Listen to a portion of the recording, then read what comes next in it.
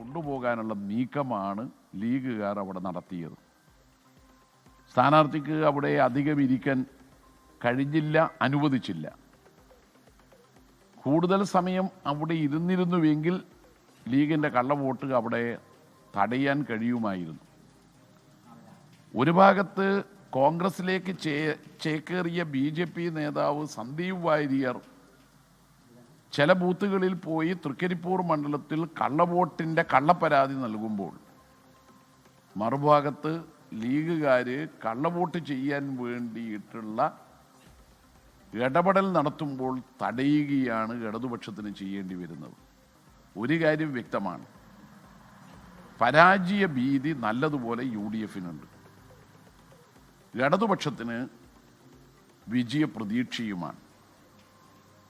വടക്കൻ കേരളത്തിൽ നല്ലതുപോലെയുള്ള വിജയം ഈ തെരഞ്ഞെടുപ്പിൽ ഇടതുപക്ഷത്തിനുണ്ടാകും. അത് കാസർഗോഡ് ജില്ലയിലും പോളിംഗിന് ശേഷം വ്യക്തമാകുന്നുണ്ട്. പോളിംഗ് ശതമാനം ഉയർന്നതിനെക്കുറിച്ച് പലരും പല വ്യാഖ്യാനങ്ങളും നടത്തുന്നുണ്ട്. പോളിംഗ് ശതമാനത്തെ മാത്രം അടിസ്ഥാനമാക്കി ഒരു വിലയിരുത്തൽ നടത്തുന്നത് ഉചിതമാവില്ല. പക്ഷേ ഇത്തവണ പോളിംഗ് ശതമാനം ഉയരുമെന്ന് ആദ്യമേ പൊതുവിൽ അറിയാമായിരുന്നു. കാരണം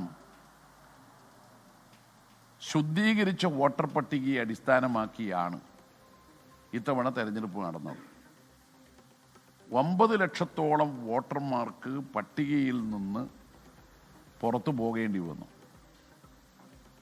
പിന്നീട് പൗരത്വം തെളിയിക്കുന്ന രേഖകൾ ഹാജരാക്കുക എന്ന പ്രയാസമേറിയ കാര്യങ്ങൾ ഇലക്ഷൻ കമ്മീഷൻ നിർദ്ദേശിച്ചു.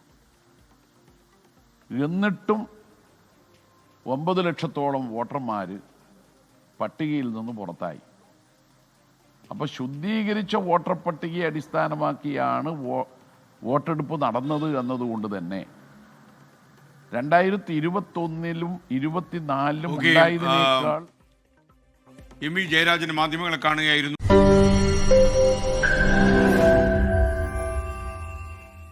ലോകത്തെവിടെയായാലും ഏത് സമയത്തും 24 വാർത്തകളും ഓഗ്മെന്റഡ് റിയാലിറ്റി പാക്കേജുകളും എക്സ്പ്ലെയിനറുകളും വിശദമായി കാണാൻ ഞങ്ങളുടെ യൂട്യൂബ് ചാനൽ നിങ്ങൾക്ക് സബ്സ്ക്രൈബ് ചെയ്യാം.